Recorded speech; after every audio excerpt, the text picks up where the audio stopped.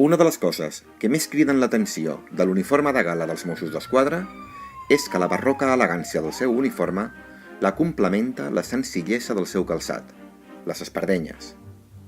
Hi ha diverses explicacions a aquest fet.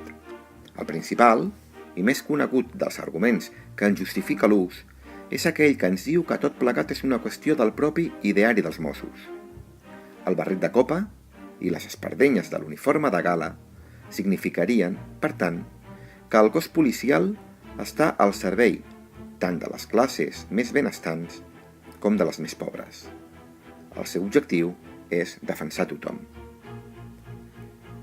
Una altra explicació menys coneguda ens parla de l'habilitat que els Mossos van adquirir en el passat de fer servir les espardenyes com a arma llancívola per capturar malfactors en les persecucions. Això m'ho van explicar fa molts anys, tot i que no he trobat cap referència documental que ho ratifiqui.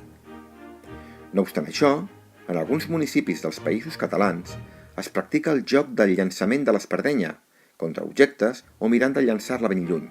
El meu pare, quan era petit, hi jugava a aiguamúrcia amb altres nens. És clar que, en una època, amb poques oportunitats de passar-s'ho bé, una espardenya podia ser la més divertida de les joguines, o, en mans d'un policia, una possibilitat d'estalviar-se algunes bales, afortunadament.